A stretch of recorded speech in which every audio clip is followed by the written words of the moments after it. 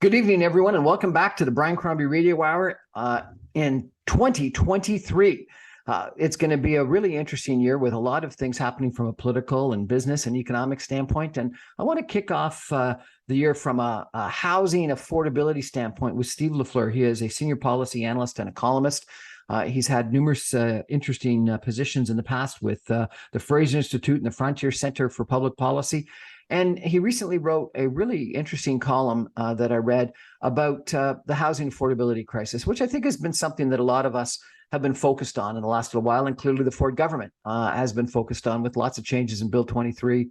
And some of the mayors around the GTA have not gotten on board, according to Premier Ford, and have been oppositional in that regard. So, Steve, I wonder if you could sort of lay out your argument to us, and welcome back to the Brian Crombie Radio Hour in 2023. Well, thank you for having me again. In broad strokes, housing policy in Canada has been broken for quite a while. Housing in Vancouver and Toronto in particular has been very expensive for many, many years now. But with COVID, that really kind of spread things out a little bit as people were looking for more square footage in their house because of work from home and so forth. And, some people were fleeing the cities out of, fear that, we wouldn't return to normal, which, eventually we have somewhat. But nevertheless, a lot of people still wanted more room to be able to work from home in case they had to. So the crisis that was already being pushed out of the GTA and the Lower Mainland has been exacerbated. And really, a number of reports have found that we need to probably about double housing starts in the GTA, for instance, to get to an acceptable level of affordability. So this is a problem that's been relatively well known, but really there hasn't been much action on until recently, until it hit a crisis point, and really there was no choice but for governments to do something. So the Ford government last year brought down the hammer on municipalities in a couple of ways to ensure that they had to allow more housing to be built. There are some signs that the same thing will happen in BC. And other provinces, like particularly Nova Scotia, have really started to take the problem seriously. So last year was a bit of a turning point from a policy perspective, but there's still work that needs to be done. And just as importantly, I think we really need to get our heads around the fact that we need to actually do this. We need to, do something like double housing starts. So a lot of it will be in the details. And so the proof will be in the pudding this year, whether we do that or not. Double the housing starts sounds like a pretty ominous, unattainable statistic. I wonder if you can give some, clarification, some numbers around that. I interviewed the deputy chief economist of CMHC, who did a major study on housing affordability. And he was saying that we need to have 1.5 million more homes than would otherwise be built in the next 10 years. And then the Ford government only has been talking about building 1.5 million homes. And so it's as if they left out the argument that CMHC was making about incremental homes. Any idea how many homes are actually being built and what doubling actually means? Yeah, I mean, we're talking about like 75,000 starts, I believe, in Ontario, and we probably need to do something like double. I say something like double, and I keep hedging my bets a little bit because, in reality, it's not a single determined number. We know that there has to be a lot more construction. Precisely how much, hard to say. And things change all the time, like one number can be a little bit deceiving because, for instance, like federal immigration targets just increased, right? And people need to live somewhere. And a lot of those people are coming to the Greater Toronto Area. Yeah, and a lot of people, settle in the GTA or the Lower Mainland. So, you need to accommodate that as well. So whether it's, an incremental 1.5 million or 1.5 million total, either way, that's way more than we're doing right now. So we really need to start committing to it as opposed to just kind of, we've got some of the policies in place now. We've got some of the understanding in place, but we need to do the hard things to make it work. We can't sit around and debate whether a parking lot is a local community hub anymore. We can't, get mad about people wanting to have a daycare center in an established neighborhood. We can't do these sort of things anymore if we're going to be actually serious about hitting these targets. Well, I want to come back to how we're actually going to change people's attitudes in a couple of minutes, and your argument about a daycare and a parking lot being a community hub, I think are kind of interesting. But to put a little bit of clarity around it, if I could, just to bring it home to some of our listeners in the Mississauga area, I think the provincial government, to reach that 1.5 million homes, put out parameters for each one of the cities in the GTA, and Mississauga was 120,000 homes in 10 years. Mississauga, I think, historically has done a couple thousand, like less than 5,000 a year. So it's more than doubling. It's close to tripling, and yet there's no way that can be met in a couple of years. So therefore, when you think about it, it's going to be more than tripling in the later years, and so it's a really significant, substantial increase in the number of homes that need to be built, and need to be built in a time historically where, as you've said, a lot of people have been in opposition to it. And in the last couple of weeks, numerous mayors around the GTA have criticized Bill 23 and criticized the Ford government's strategies. What do you think is going to happen? Is there going to be the political will to actually make these changes? Well, that's precisely one of my fears right now, is that, the longer this takes to start, the more we're going to have to backload it. And there's all kinds of things you need to do in terms of, having the right labor mix, for instance. We need skilled tradespeople who can actually build houses. And we need somewhere for them to live too, which is also another challenge. This isn't going to happen tomorrow. So the faster we start to actually get our heads around it and start to do things, the less difficult it will be. Now, let's be honest, this will be extremely difficult, and there's a lot of reason to doubt that we'll actually end up doing it. But a lot of tough choices will have to happen. So you think about somewhere like Mississauga, which is a relatively built up community. A lot of that will have to come in existing neighborhoods, whether that be more townhouses, whether that be more apartment buildings on avenues and so forth. It's not as easy as taking a green field and just throwing down a subdivision, because really, Mississauga's mostly run out of room for that sort of stuff.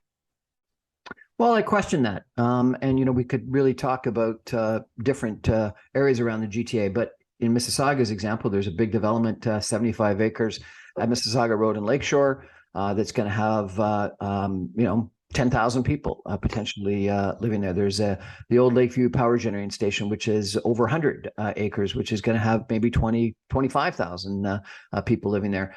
There's proposals to build right near the Port Credit GO train station, and there's cranes there right now. But one of the challenges, as we've got these opportunities, maybe not greenfield, maybe brownfield, but these opportunities to build, there is a fair amount of community opposition. And some of it justified because of lack of investment in transit and ways for these people to actually get to the highways, get to their jobs, get to live their life. Yeah, there certainly are places to put people, but as you alluded to, there will always be challenges to them. It's not like you think about a community like Edmonton, where there's always another kind of ring of development you can put up. So there are more limits in places like Mississauga, even if there are still places to build, at least theoretically. But yeah, no, you're right. It is challenging when you're, for instance, putting in a high-rise apartment and it's not very well serviced by transit. Unfortunately, we're at a stage where a lot of what's going to happen is not going to be perfect. For instance, Toronto had a large condo boom, and not all of it is particularly well serviced by public transit either. Having said that, as bad as it is to not have great commutes, it's even worse to not have a place to live. No question. We're going to take a break for some messages and come back in just 2 minutes with Steve Lefleur. We're going to focus on this Bill 23 that the Ford government has passed. Some of the parts of that bill that have been criticized, and some parts that people have really supported. And we're going to talk about how to change people's attitudes and make the whole process of approving housing happen far quicker. Stay with us, everyone. Back in 2.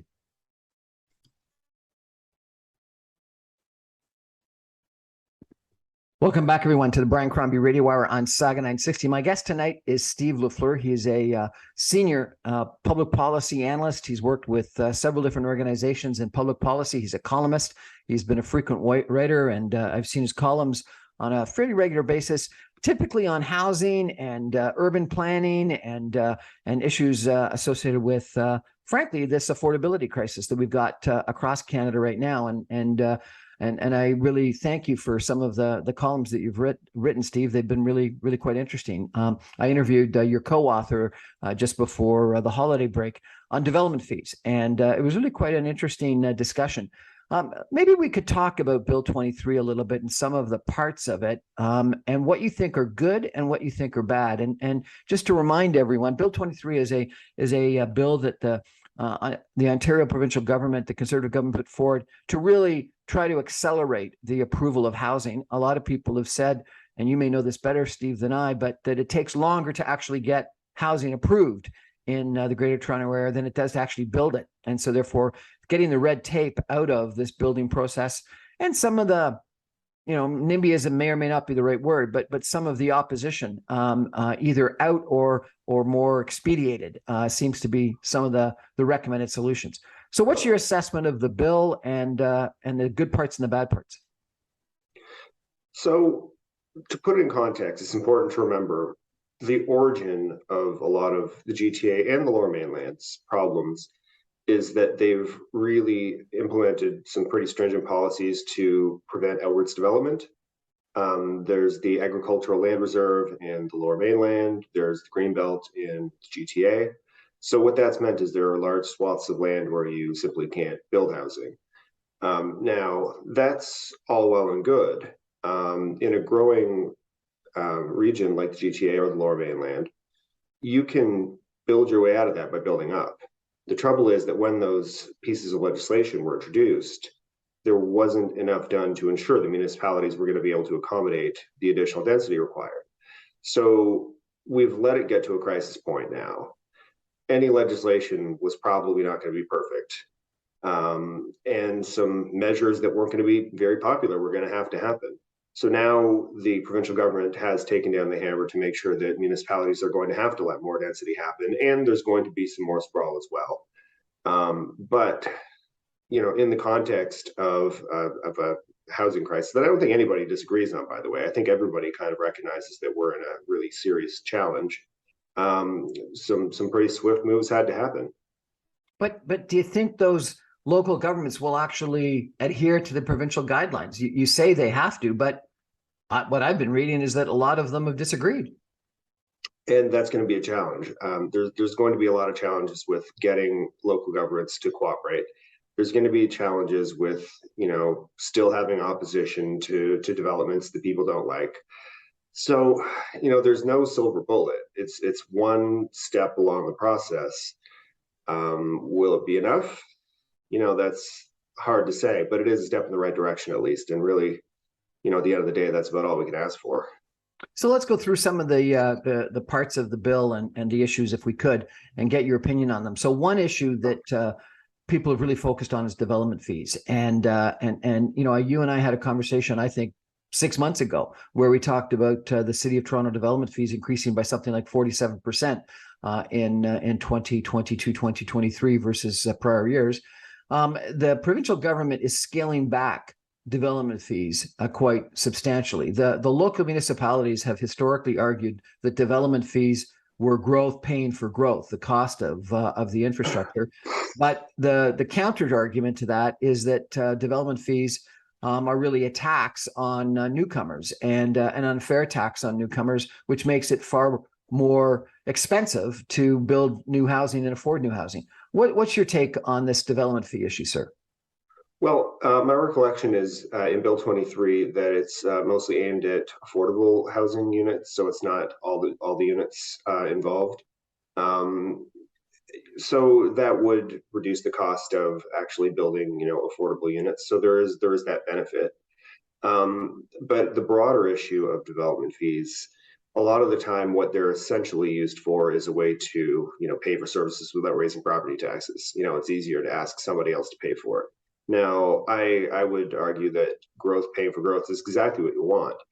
The challenge is, you have to ask yourself, if there's an infill development that doesn't require a lot of additional infrastructure, is that growth paying for itself when it has a large development fee associated with it? Maybe, but I think we need to be careful about suggesting that all developments really come with massive infrastructure price tags, because they don't all.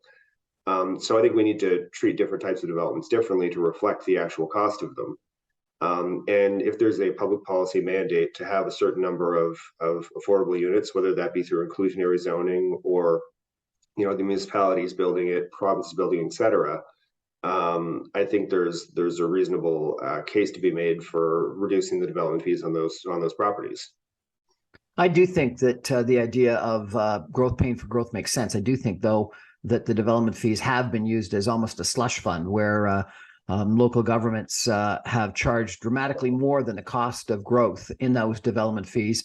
And the proof is that you've got development fees in Mississauga versus Burlington, for an example, that are fivefold different. And logically, they shouldn't be. They should be, approximately the same. And so, places that have wanted to slow down growth and think that they can get away with those incremental development fees have charged them. And as you point out, as a way of paying for services not on the property tax bill, and so therefore keeping the property tax bill for existing taxpayers lower. But I do think that what it does is it increases the cost of new housing, which is an unfair tax on newcomers, on young people, on the first-time home buyer, and it logically makes it more challenging for people to afford new homes. The counter argument to that some politicians have made is that this is a way of lining developers' pockets, and it's for trying to line developers' pockets, and that developers are going to pocket the differential in this lower development fee. What do you think of that? Is that a valid argument? Well, let's put it this way. I think in the rank order of issues we need to worry about, whether developers end up taking some of that differential is probably not the highest concern that I have right now. It certainly is true when you think about the incidence of a tax. It doesn't always fall exactly where you expect it. For instance, whether a housing market is tight or not might determine who kind of eats the cost of it. Because remember, a lot of the times the costs of taxation can be passed through in prices. I'm not in a position to evaluate whether that will be the case with these particular projects. It could be that some is and some isn't. But end of the day, is this a giant priority? I'm not so sure. I think that there are much bigger fish to fry when it comes to housing policy in Ontario. I think that there were always going to be some imperfections potentially with any bill that was going to be passed, especially a bill this large. So I don't want to make the perfect the enemy of the good here. I think that it's important to evaluate the approach as a whole, and I think as a whole, it is meaningful movement. Well, again, I appreciate your comments. I would differ a little bit. I do think that lowering development fees will mean that developers will lower pricing, because I think that basic economics will suggest that if their cost structure goes down and they have a target return, they can make their target return with lower pricing, and other people will enter the marketplace until such time as those pricing do come down. And it's basic supply and demand economics. And I think that you'll see that happen. And I think that's one of the philosophies that are in Bill 23. One of the other issues they talk about in Bill 23 is making it more difficult for people to oppose developments to the Ontario Land Tribunal. And it takes away the opportunity for conservation authorities to oppose developers at the Ontario Land Tribunal. It makes it more difficult for neighboring developments and neighbors to oppose things to the Ontario Land Tribunal, et cetera. Does that make sense? Does it make it easier for developers to get approved at the Ontario Land Tribunal if you take away this opposition and or make it more costly to oppose? Or is that, counter to democracy? Well, in a democracy, the people get to have their say. That's true.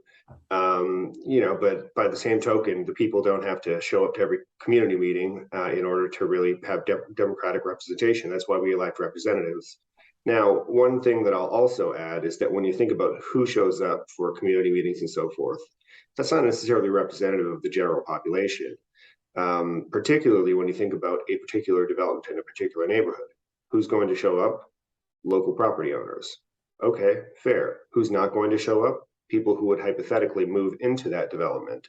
So it's important to recognize that, you know, you need to represent everybody in these decisions.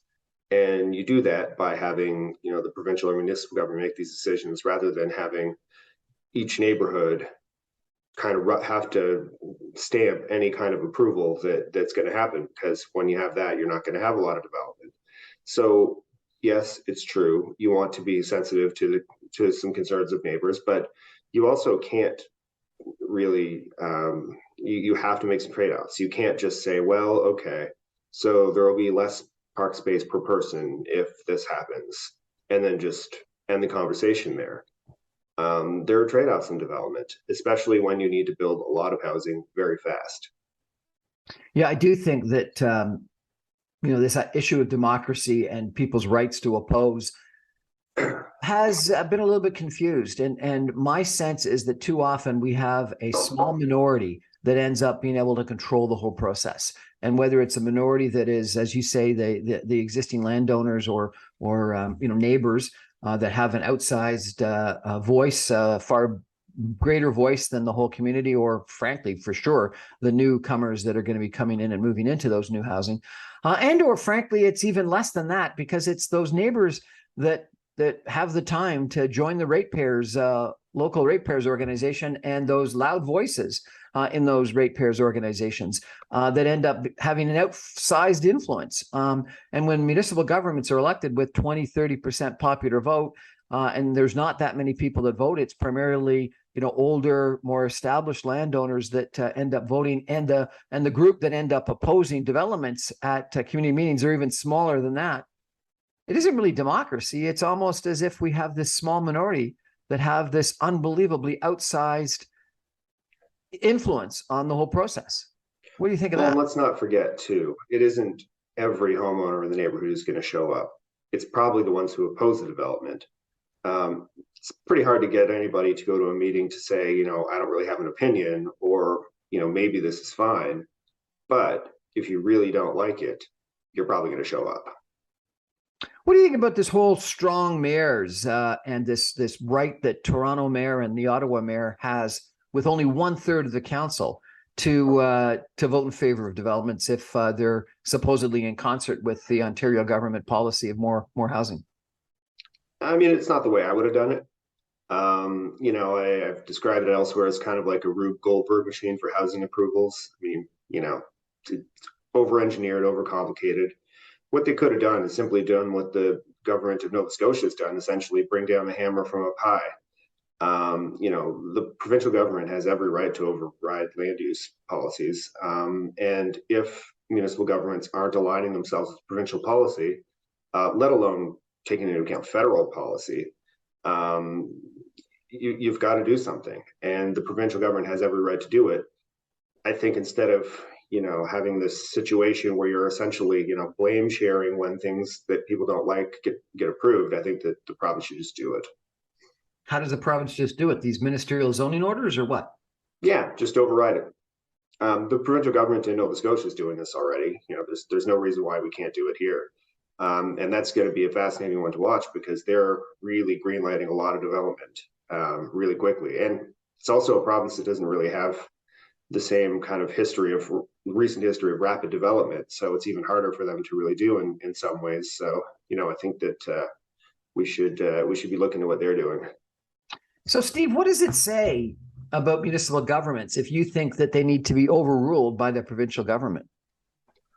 Well, municipal governments have their role, obviously, in terms of service delivery and so forth.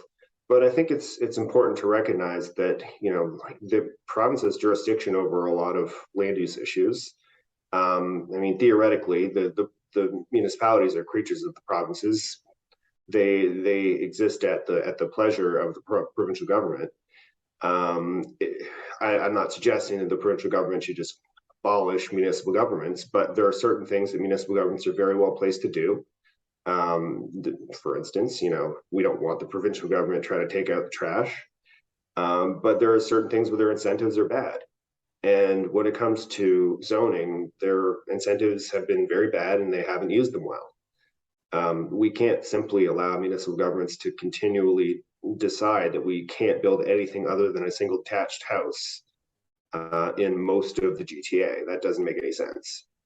But that does seem to have been the, maybe not in Toronto, but in the cities around Toronto, that seems to have been the policy, hasn't it? Oh, not just around Toronto, including in Toronto. 70% of the residential land is zoned exclusively single family. So, when you think about all the swaths of land in Toronto, if we had more density out in, in a lot of the suburbs, if we had the type of density that we have in the older suburbs of Toronto and the newer suburbs of Toronto, we probably wouldn't be having this conversation. We'd be much better positioned right now. But the reality is that we don't.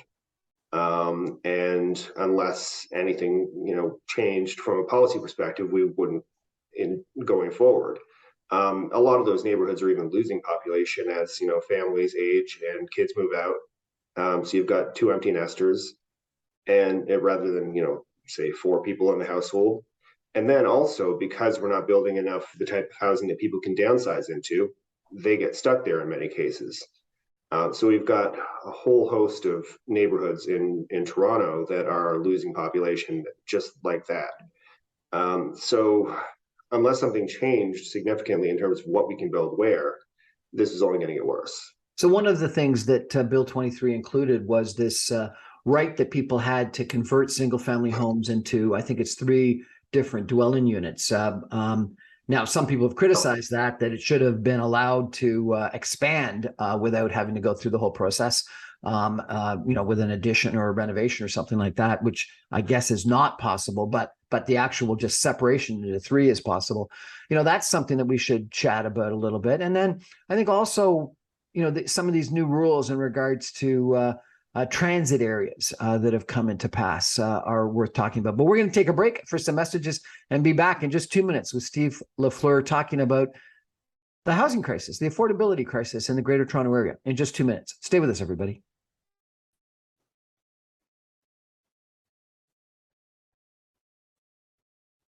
Welcome back, everyone, to the Brian Crombie Radio Hour on Saga 960. I think the big issue, one of the biggest issues in the Greater Toronto Area last year, and as Steve Lefleur, our guest, has reminded me, it's also an issue in other parts of Canada, the Lower Mainland, in BC, Vancouver, around Montreal. I didn't realize Nova Scotia, but Steve has talked about it a few times. Has been housing affordability, and housing affordability. A lot of people thought was just an issue because of low interest rates, and certainly that's probably been a contributing factor. Steve Lefleur, our guest tonight, is a public policy expert, writer, columnist, etc. He's worked with numerous different think tanks. One of the interesting things that the CMHC study, Steve, came forward with is they thought that that interest rates, low interest rates, historically have only contributed about 10 to 15% of the housing affordability issue. And then also this foreign buyer issue, they said was maybe 5-10%. They said the vast majority of the impact was government bureaucracy and that it took too long to build. Do you agree with that assessment? Yeah, and this is something, I've been, me and my co-author, Joseph Filipowicz, have been talking about since, at least 2015. You keep hearing these proposals. There's one single silver bullet that's going to fix everything. We're going to chase away foreign buyers. Interest rates will have to go up. Now the big thing is to get mad about private equity firms buying housing. The reality is that none of these, prohibitions on various things is really going to move the needle that much unless you change the imbalance that's happening. People need somewhere to live, and if we're going to have heavy inflows into GTA, Lower Mainland, and we're not going to build enough to keep up, well, that's just math. So yes, at the margin, cheaper cost of money, like cheaper cost of borrowing for housing will push up the price temporarily, but low interest rates, at least for now, are gone, and as people's mortgages roll over, that probably will put some downward pressure on housing prices. But that's a more short-term phenomena. Longer term, the supply-demand balance is really what's going to drive the bus. You talked about this sort of I don't know, is it a single family home preference or disequilibrium versus every other type of housing, etc. And I think you said 70% of the land area in Toronto is zoned for only single family dwellings. And I think you also mentioned that some of these areas are hollowing out to a certain extent. From what I understand, the statistics on number of people per house per dwelling unit is down fairly dramatically at the lowest level it's ever been. Some schools are closing, and part of the problem you have in some older neighborhoods is that the housing value has gone up so high, and people are empty nesters, etc. It's almost impossible for a younger family that's got kids to afford to move in. And so therefore you've got this existing housing stock that is housing far less people and can't justify some of the services that the city put in place. How do you adjust all that? How do you account for all that? Yeah, so it's a big problem where you have, as I said, aging families. They're, kind of stuck in place because they don't really have anywhere else to move to. If you're not building the type of housing people can downsize to, they're not moving out, which means that new, younger families can't move in, which means you can't support local schools and certain amenities. So there is this vicious cycle. Now, one way to fix it is to allow more units to be built in these neighborhoods. And that doesn't have to mean, a high rise on every corner or anything like that.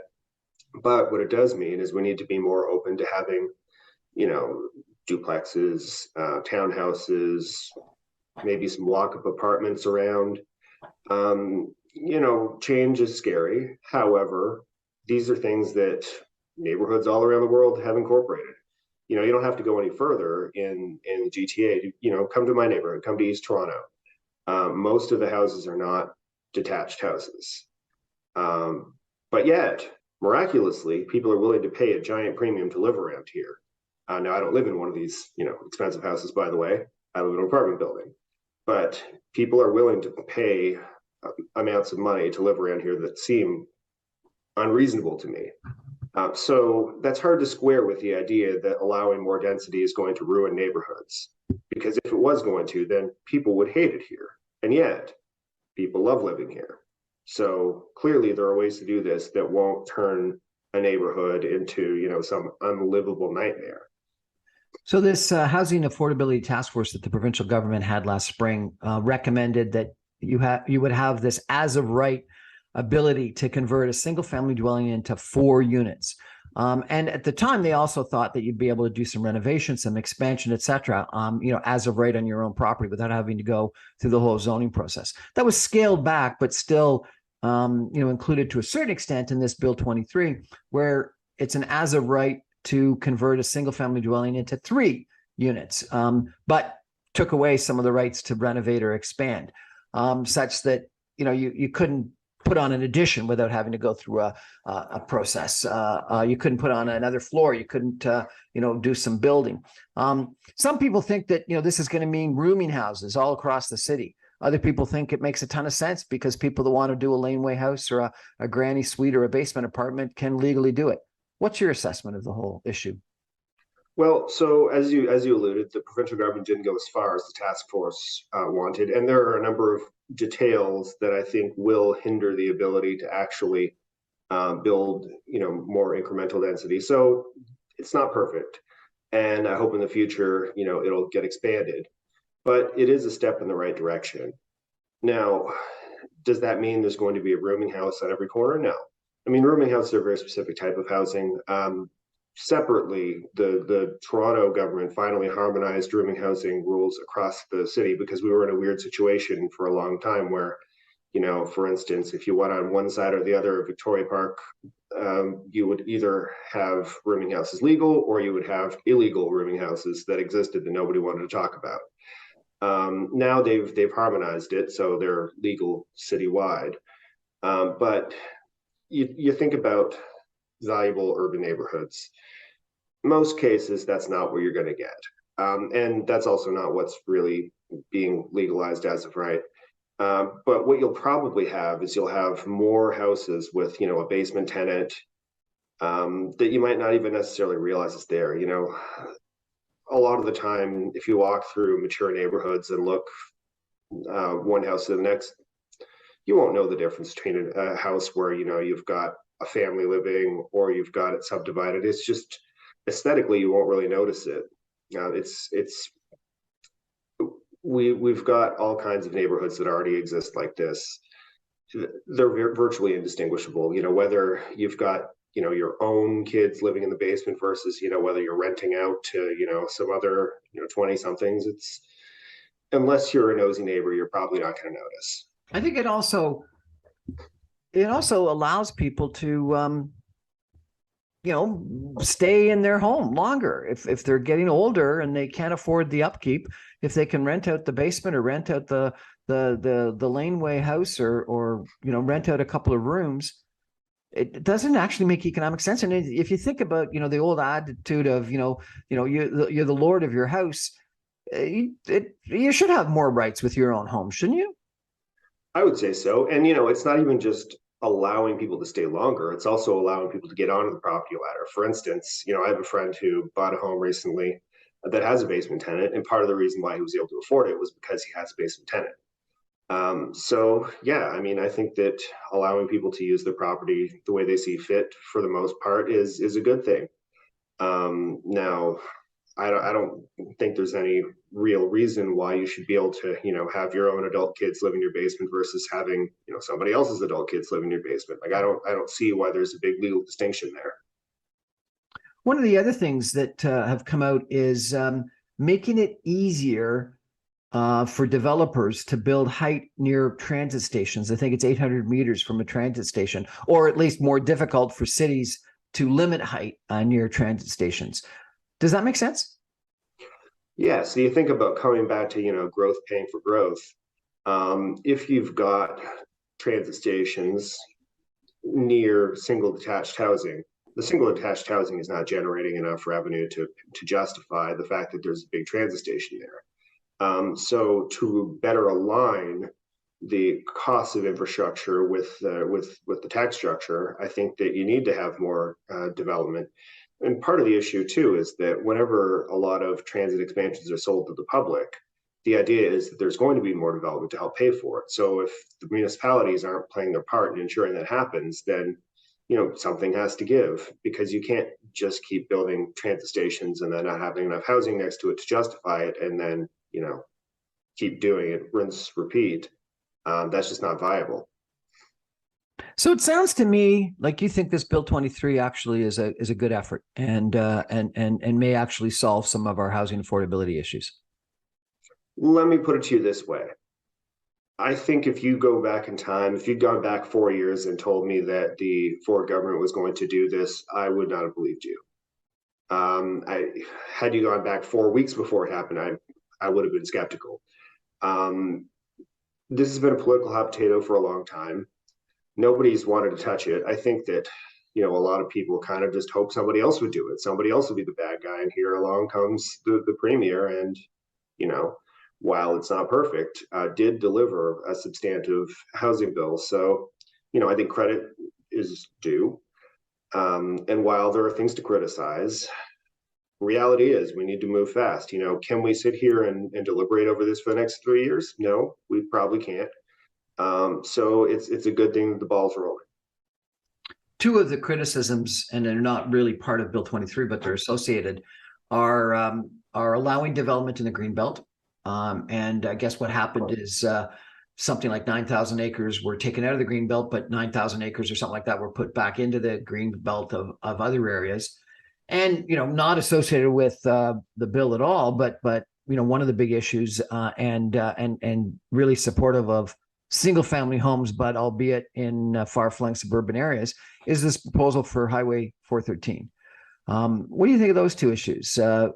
More development in what was the Greenbelt and putting a new superhighway that's obviously going to help development in a far-flung area. So I think the Greenbelt issue, it really depends on the particular parcel you're talking about now. I don't know the terrain well enough to really have a fully formed opinion on it. I would say that, you know, anybody who's acting surprised that they're opening up some of the green belt right now after opposing density for, a decade really needs to shake their head and think about, maybe why we've got to this position. The fact that we've let this all get to a crisis point, of course, there's going to be decisions we're not going to like in terms of remedying it. So I'm not going to sit here and tell you that it was necessarily a good idea. I don't know the terrain well enough to say that for sure, but it doesn't surprise me that this has happened. Now, with respect to the 413, I think one of the bigger problems with the 413 is just that, if you want to build more highway capacity, that's not necessarily a problem. However, I'm not fond of the way they're funding it.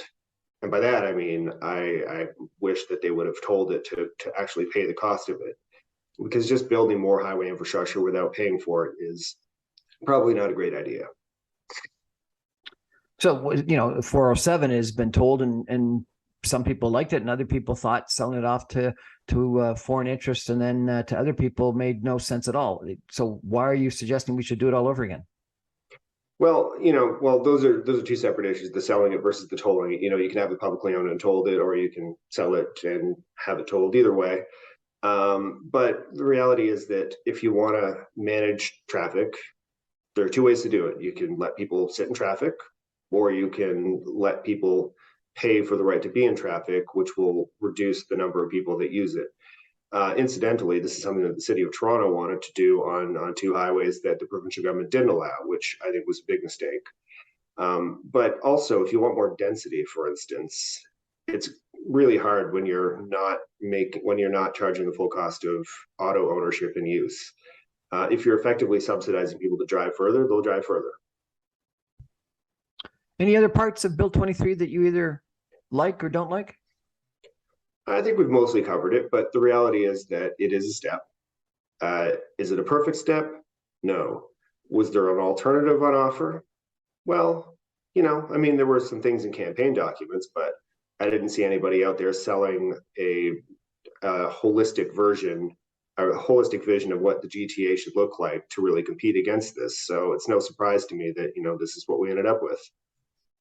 I think one of the big benefits, Steve, is that the provincial government actually allocated out this 1.5 million homes that they think need to be built to the different cities, different towns around the Greater Toronto area. And have, to a certain extent, told these cities, you've got to come up with a plan on how to actually achieve it and report on it. And it really, assuming that the government can implement this and stick to it, really puts the pressure on these municipal governments, doesn't it, to meet these objectives and to figure out the solutions. And if they don't like all the parts of Bill 23 and the things that the provincial government are doing, they got to figure out some other way of reaching the goals that are set out. And it takes the overall goal of the 1.5 million extra homes and divvies it up amongst the different places in the Greater Toronto area. I think that's a real benefit of this. What do you think? Well, one thing that can do potentially is give municipalities some cover when they have to make unpopular decisions. If you need to build, I don't know, let's say 10,000 units for a particular municipality, and there are a few developments that maybe, aren't the most popular. It's easier to say, we have to meet this 10,000 target. What else do you want to do? If you've got that number, you have to hit. Now, will municipalities do that? I don't know, but it is a potential benefit, yes, for sure. Steve Lefleur, public policy analyst and commentator and columnist. Thank you so much for joining us and telling us a little bit about what you think about housing policy in Ontario. Really appreciate it. Thank you for having me. We're going to take a break, and I'm going to come back with some of my own thoughts on this issue in just 2 minutes. Stay with us.